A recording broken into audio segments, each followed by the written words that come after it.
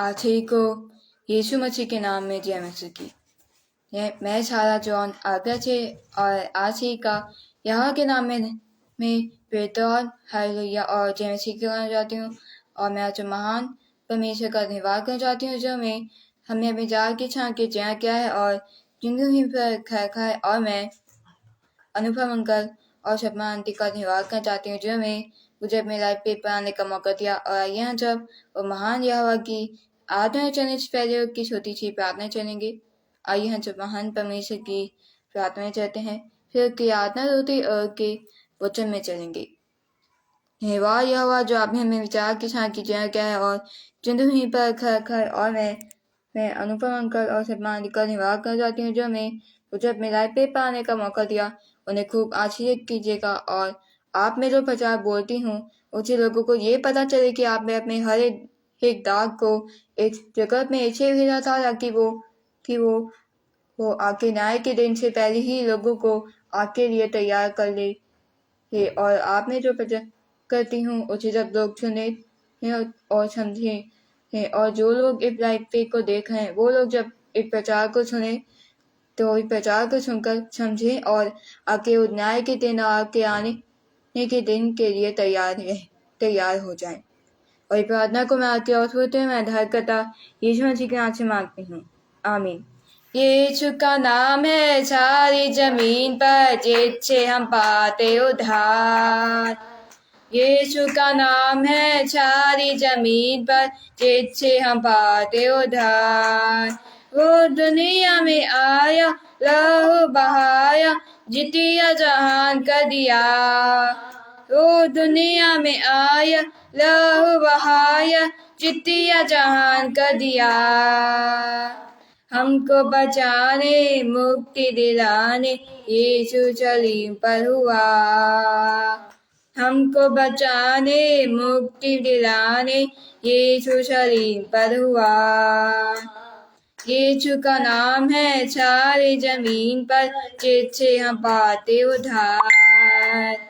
यीशु का नाम है सारी जमीन पर जिससे हम पाते उद्धार। आज लोगों के बीच में आज तुम दुआ करो तुम यीशु जल्दी आने वाला है। बाइबल पढ़ो तुम दुआ करो तुम यीशु जल्दी आने वाला है। यीशु का नाम है सारी जमीन पर जिससे हम पाते उद्धार। यीशु का नाम है सारी जमीन पर जिससे हम पाते उद्धार। वो दुनिया में आया लहू बहाया जितिया जहान कर दिया। वो दुनिया में आया लहू बहाया जितिया जहान कर दिया। हमको बचाने मुक्ति दिलाने यीशु सलीम पर हुआ। हमको बचाने मुक्ति दिलाने यीशु सलीम पर हुआ। यीशु का नाम है सारी जमीन पर जिससे हम पाते उद्धार। यीशु का नाम है सारी जमीन पर जिससे हम पाते उद्धार। आसमानों के नीचे लोगों के बीच में कोई दूसरा नाम नहीं है। आसमानों के नीचे लोगों के बीच में कोई दूसरा नाम नहीं है। यीशु का नाम है सारी जमीन पर जिससे हम पाते उद्धार। हाँ, क्या यीशु का नाम है? चिकन का नाम यहीं पर है, उसके अलावा कोई और दूसरा नाम नहीं है जिससे हमारा उद्धार हो सके। यीशु का नाम है सारी जमीन पर जिससे हम पाते उद्धार। यीशु का नाम है सारी जमीन पर जिससे हम पाते उद्धार। जिससे हम पाते उद्धार। जिससे हम पाते उद्धार। आइए अब हम जब उस महान परमेश्वर के वचन में चलते हैं। तो मैं चाहती हूँ कि आप लोग बाइबल लेके बैठे और मैं जो वचन निकाली हूँ मैं चाहती हूँ आप लोग भी वो वचन निकालें और जो वचन पढ़ती हूँ वचन पर अपने पेन या पेन पेंसिल से निशान लगाएं। तो आइए हम अब यहोवा के वचन में चलते हैं।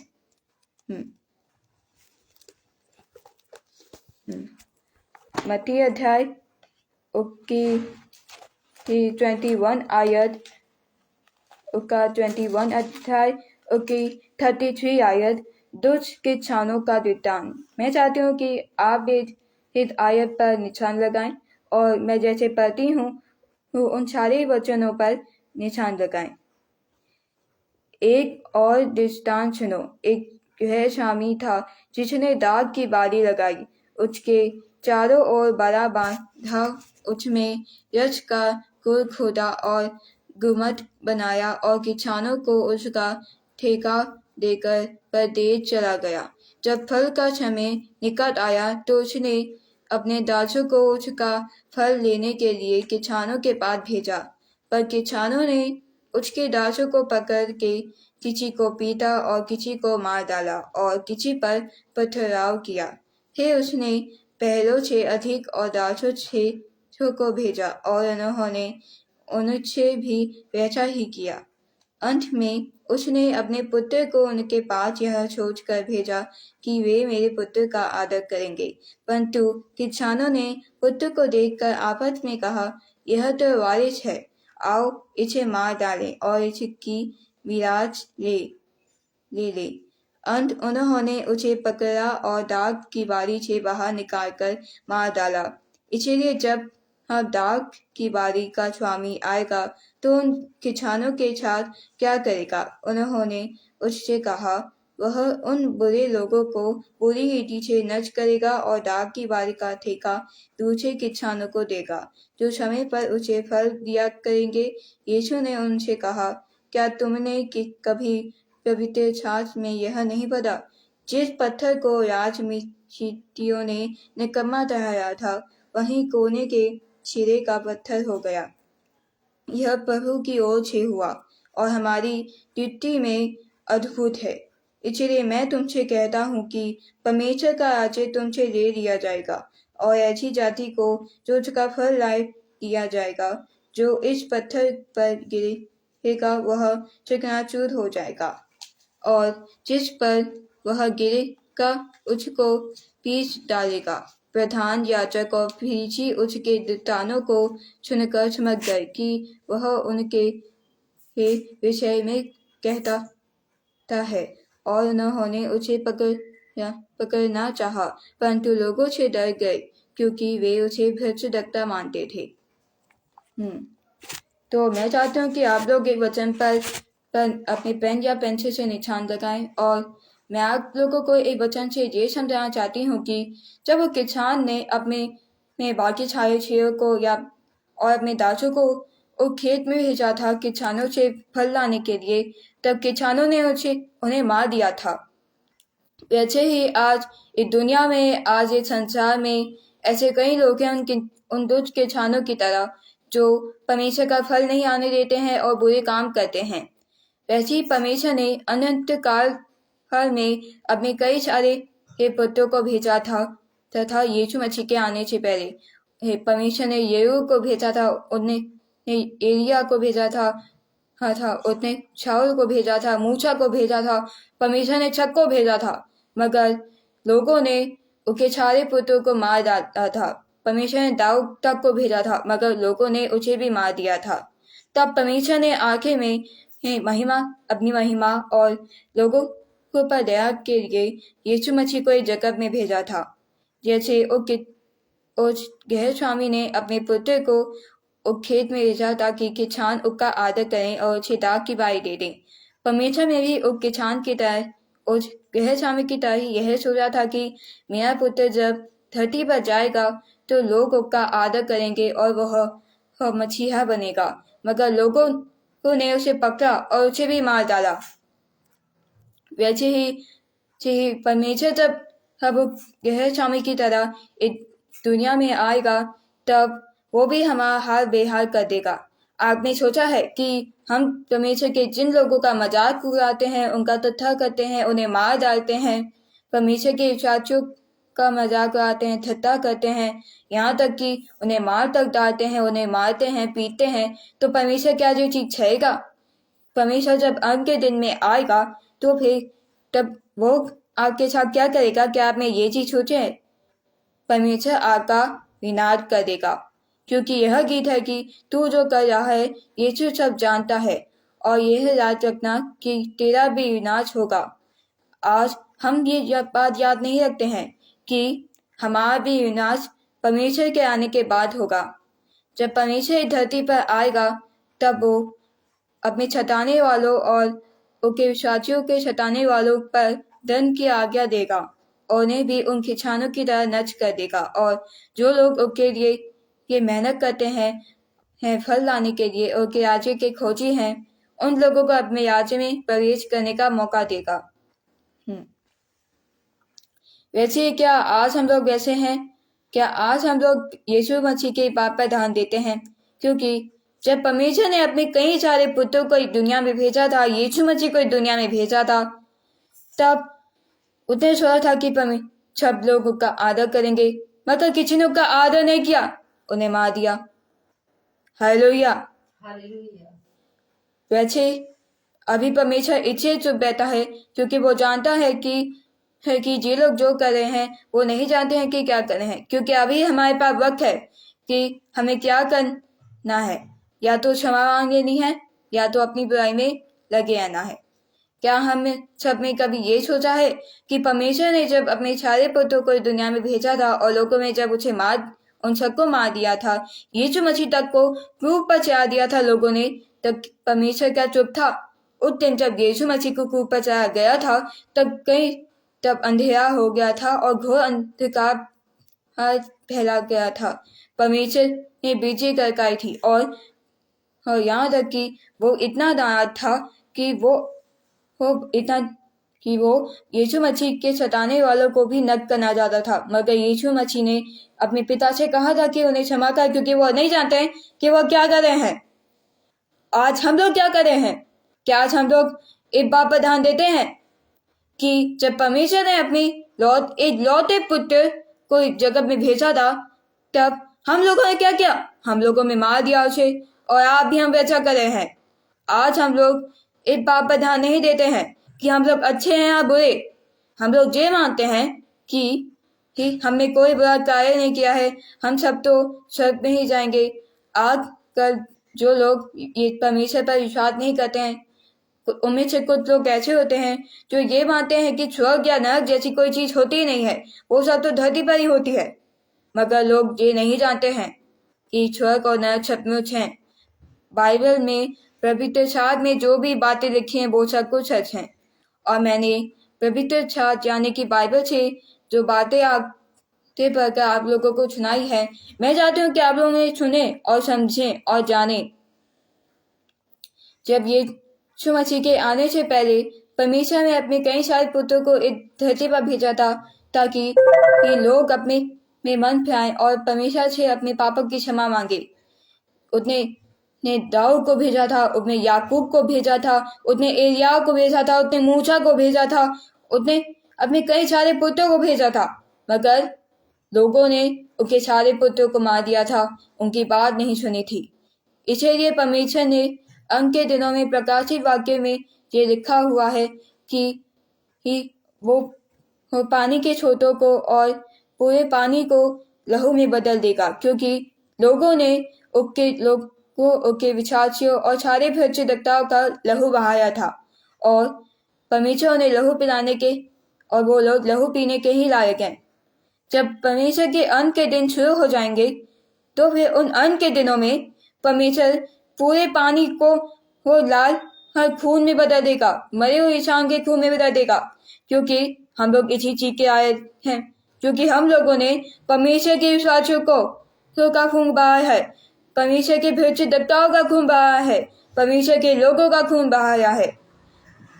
जब यीशु मसीह अभी में प्रचार में बिजी थे, लोगों को अपना प्रचार सुनाते थे, तो कुछ लोग ऐसे थे जो यहूदियों से नफरत करते थे, यीशु से नफरत करते थे। कि जो यहूदी लोग होते हैं वो सारे यहूदी लोग को परमेश्वर को मानते हैं मगर पुत्र को नहीं मानते हैं, क्योंकि कि आज उनमें से कई ऐसे लोग हैं जो परमेश्वर को तो मानते हैं पर क्या उनके पुत्र को मानते हैं। परमेश्वर हमें ऐसे चैलेंजेस इसलिए देता है, ऐसी मुख्य इसलिए देता है ताकि हम स्ट्रॉन्ग बने, ताकतवर बने, मगर हम हमेशा उससे शिकायत करते हैं। जय मसीह की। क्योंकि कि परमेश्वर ने इस दुनिया में अपने हर एक पुत्र को इसे भेजा था ताकि कि लोग ये जान सके कि वही जिंदा परमेश्वर है, वही सच्चा परमेश्वर है और मार्ग सच्चाई जीवन उसका लौटा पुत्र हमारा उद्धारकर्ता यीशु मसीह ही है, ताकि लोग अपने पापों से क्षमा पाएं और परमेश्वर के न्याय के दिन के खुद को तैयार कर लें। मगर लोगों ने परमेश्वर के सारे भविष्यद्वक्ताओं को मार दिया था, परमेश्वर के सारे लोगों को मार दिया था, यीशु मसीह तक को क्रूस पर चढ़ा दिया था। तब परमेश्वर चुप नहीं रहा था, उसका क्रोध भड़का था। उस वक्त परमेश्वर ने कई सारे लोगों को मृत्यु दंड दिया था जो मर गए थे, जिन्होंने यीशु मसीह और के भविष्यद्वक्ता उसके लोगों को सताया था। परमेश्वर ने उन्हें नहीं छोड़ा था। और क्या परमेश्वर इसलिए चुप है क्योंकि वो जानता है कि हम जो कर रहे हैं वो हम नहीं जानते हैं कि हम क्या कर रहे हैं। आज ऐसे कई लोग हैं जो हमारे परमेश्वर की निंदा के साथ हमारी भी निंदा करते हैं। वो हमारे परमेश्वर की मदद से हमारी निंदा करते हैं, पर परमेश्वर फिर भी चुप इसलिए रहता है क्योंकि जब न्याय का दिन आएगा तो परमेश्वर आकर हमारे सारे सताने वालों, हमें भरमाने वालों को दंड देगा। इसलिए बाइबल का वचन कहता है कि चुप रहे क्योंकि यहोवा तेरी तरफ से रहेगा। जब कोई छोटा बच्चा होता है जिसे अगर लोग या बच्चे उसके परमेश्वर पिता के लिए चाहते हैं तो फिर वो गुस्सा करने लगता है और उस वक्त परमेश्वर सोचता है कि इतने तो मेरा काम कर दिया है, तो मुझे नहीं लगता कि मुझे एक की तरफ से के सताने वालों या के शत्रु के लिए इसे दंड देने की जरूरत है। मगर अगर आज हम लोग अपने शत्रुओं या लोगों के कहने पर भी परमेश्वर की प्रार्थना करने में बने रहते हैं, अंत के दिन उसके आने तक धीरज रखते हैं, तो परमेश्वर आकर हमारे उद्धार करेगा और फिर हमारे सताने वालों को नरक की आग में फेंक देगा। और मैं आज सबको यही समझाना चाहती हूँ कि अगर आप लोगों के साथ भी ऐसा ही होता है जैसा उस वक्त यीशु मसीह के साथ होता था। यीशु मसीह को वो लोग चाहते थे जो मानते थे कि यीशु मसीह एक नकली है और वो एक नाटक करता है। वो जो लोग थे उनमें से कुछ लोग ऐसे थे जो परमेश्वर को मानते थे मगर यीशु मसीह को नहीं मानते थे। यीशु मसीह और के शिष्यों को चाहते थे। जब पौलुस शाऊल था तब शाऊल वो यीशु मसीह के चेलों को सताता था, वो यीशु मसीह को सताता था। उसने यीशु मसीह को मार दिया था मगर यीशु मसीह ने ऊपर दया की। और जब शाऊल ने यीशु मसीह के चेलों को सताया था, यीशु मसीह को मार डाला था, तब परमेश्वर ने क्या किया था उसके साथ? परमेश्वर ने उसे अंधा कर दिया था, उसकी आंखें दे दी थी उससे। पर उस वक्त परमेश्वर ने फिर उसे अपनी महिमा के यूज किया था क्योंकि उसने पश्चाताप किया था। इसलिए अगर आप लोग भी आज पश्चाताप करेंगे, अपने शत्रु या लोगों की बात सुने बगैर परमेश्वर में आगे बढ़ते रहेंगे, तो परमेश्वर आपको अपनी महिमा के युग करेगा, वो आपका उद्धार करेगा, आपके सारे सताने वालों को दंड देगा, क्योंकि वो अपने लोगों को सताने वाले लोगों को और अपने साथियों के सताने वालों को, उन्हें भरमाने वालों को नहीं छोड़ता है। अगर आज हम लोग परमेश्वर के एक भी इंसान को, एक भी विश्वासी को छेड़ देते हैं, उसका ठट्ठा करते हैं, उसे उसके परमेश्वर के लिए चिढ़ाते हैं, तो फिर परमेश्वर अपने अपमान और अपने विश्वासी के अपमान के लिए उसे नहीं छोड़ता है। आज तक ना तो कोई परमेश्वर की छाव में टिका है, ना टिक पाएगा और ना टिकेगा। और इन्हीं अंग्रेजी वर्ड के साथ मैं सेशन को समाप्त करना चाहूंगी। आइए हम सब और यहोवा की छोटी सी प्रार्थना करते हैं। धन्यवाद परमेश्वर, जब में हमें अपनी ज़ात के साथ गिरया क्या है और जिन्होंने पर रखा है। और मैंने जैसे आपसे पैरों से के शुरुआत में जो प्रार्थना की थी, जिसमें मैंने कहा था कि जब लोग इस प्रचार को सुने तो इसे समझे और सीखे और जाने, वैसे जो मैंने प्रचार किया है उसे जितने भी लोगों ने सुना है, जितने भी लोगों ने देखा है, वो सारे लोग जब इस प्रचार को सुने तो समझे और जाने और ये सीखें कि अगर वो लोग चुप रहेंगे और आगे आने तक धीरज रखेंगे तो उनका ही उद्धार होगा, क्योंकि आपकी बाइबल कहती है कि जो अंत तक धीरज रखेगा उसका ही उद्धार होगा। इस प्रार्थना को मैं आके लौटे पुत्र उद्धारकर्ता यीशु मसीह के नाम से मांगते हैं, आमीन। आज ही को यीशु मसीह के नाम में जय मसीह की।